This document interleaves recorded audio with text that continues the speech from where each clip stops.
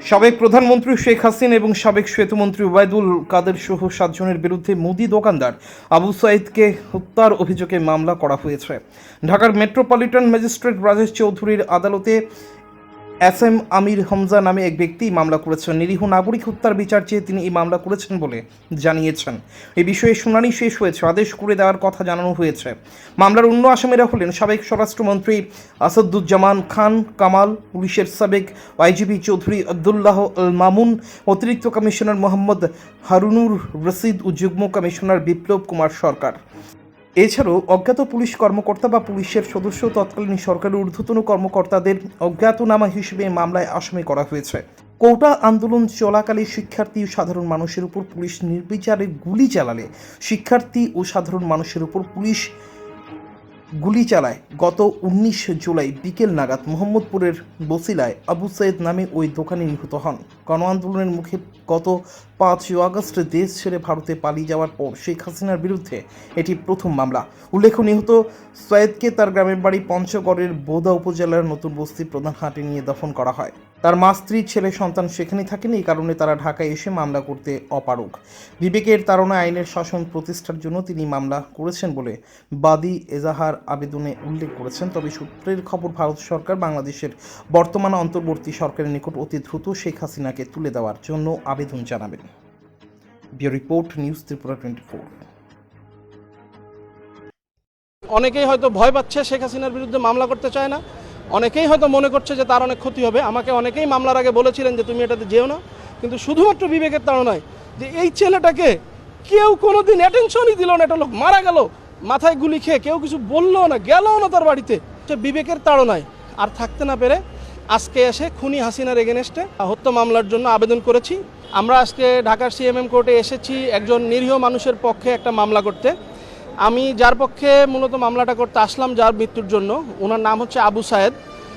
ভদ্রলোক পঞ্চগড়ের একজন রিক্সাওয়ালা ছিলেন। উনি ঢাকাতে এসছেন 2010 সালে। এরপরে উনি বসিলাতে একটা মুদি দোকান চালাতেন। এই মুদি দোকানের পলিথিন কেনার দিন জন্য উনি 19 তারিখ বিকাল 4টার সময় আনুমানিক রাস্তা পার হওয়ার চেষ্টা করছিলেন। এই সময় পুলিশের গুলিতে ওনার মাথার খুলি উড়ে যায়, মাথা এফোড় ওফোড় হয়ে যায় গুলিতে, এবং ওখানেই উনি মৃত্যুবরণ করেন। পরবর্তীতে এই লাশটা ঢাকায় কোনো রকম পোস্টমর্টেম অথবা কোনো কিছু না করে আনআইডেন্টিফাইডভাবে আপনার পঞ্চগড়ে পাঠিয়ে দেওয়া হয়, এবং তাকে শহীদ অথবা অন্য কোনো কিছুতে কাউন্টেড না করেই লোকালি তাকে ওখানে দাফন করা হয়। আমি যখন এই বিষয়গুলো নিয়ে একটু খোঁজখবর করার চেষ্টা করি একজন সাধারণ নাগরিক হিসেবে, আমি দেখলাম যতগুলি হত্যা হয়েছে সবারই কেউ না কেউ আছেন, বা সবার নামে মিডিয়াতে কোনো না কোনোভাবে এসেছে, বা তারা বিভিন্ন রকম মিডিয়ার অ্যাটেনশন পাচ্ছে। কিন্তু এই ছেলেটাই একমাত্র ব্যক্তি যে যার কথা কেউ কখনো বলেনি। পরবর্তীতে তার ফ্যামিলিতে খোঁজ নিয়ে জানতে পারি যে তারা অত্যন্ত দরিদ্র এবং তাদের ঘরে চাল নাই। আমি তাদেরকে অনুরোধ করেছিলাম যে একজন ঢাকাতে এসে মামলাটা করেন। তো তখন তার স্ত্রী এবং সন্তান জানায় যে একটা ছেলেই তার আছে, মেয়েটার বিয়ে হয়ে গেছে, তাদের ঘরে চাল নাই, তারা আসতে পারবে না ঢাকাতে, তাদের এই খরচ দেওয়ার সামর্থ্য নাই, এবং তাদের কৃষি ব্যাংকের একটা লোন আছে প্রায় 1.5 লক্ষ টাকার। এটা নিয়ে তারা এই অবস্থাতেও কৃষি ব্যাংক তাদেরকে প্রেশার দিচ্ছে। তো অবশেষে বিবেকের তাড়নায় আর থাকতে না পেরে আজকে এসে খুনি হাসিনার এগেনস্টে হত্যা মামলার জন্য আবেদন করেছি। কোর্টে এই আবেদনের রেজাল্ট এখনও পেন্ডিং আছে। আমরা আশা করছি কিছুক্ষণের ভিতরে কোর্ট আদেশ দিবেন। মামলার প্রধান আসামি শেখ হাসিনা, এরপরে আওয়ামী লীগের সেক্রেটারি ওবায়দুল কাদের, এবং তারপরে শেখ হাসিনার খুনি পুলিশ বাহিনী, যারা আসলে এই খুনের এবং যে গুমের, শুধু তাই না, মানে জুলাইয়ের সমস্ত খুনের দায়ভার যে পুলিশ বাহিনীর কাছে, সেই পুলিশ বাহিনীর প্রধান সাবেক আইজিপি, সাবেক ডিএমপি কমিশনার, ডিএমপির সাবেক ডিবির অফিসার যারা ছিল তারা, এবং 3 জন রাজনৈতিক ব্যক্তিত্ব, স্বরাষ্ট্রমন্ত্রী ওবায়দুল কাদের এবং তৎকালীন বাংলাদেশের প্রধানমন্ত্রী শেখ হাসিনা। এবার ধামাকা অফার নিয়ে হাজির আপনাদের সামনে মধুপুর বাজার কবিল্যনাথ মোটরস। 15 আগস্ট থেকে আসন্ন দুর্গাপূজা পর্যন্ত সেই অফার চলবে। তার পাশাপাশি প্রথমবারের মতো ইলেকট্রিক চালিত মোটরসের চেতাক নিয়ে হাজির হয়েছে কবিল্যনাথ মোটরস।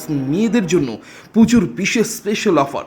প্রতিটি বাইকের সঙ্গে একটি হেলমেট এবং 5 লিটার পেট্রোল সম্পূর্ণ বিনামূল্যে। পাশাপাশি একটি আকর্ষণীয় গিফট এবং একটি গিফট কুপন দেওয়া হবে। সেই কুপনের মধ্যে থাকছে প্রথম পুরস্কার হিসেবে রেফ্রিজারেটর, দ্বিতীয় পুরস্কার হিসেবে থাকছে টিভি এবং তৃতীয় পুরস্কার এয়ার কন্ডিশনার। তাছাড়া রয়েছে 10টি সান্ত্বনা পুরস্কারও।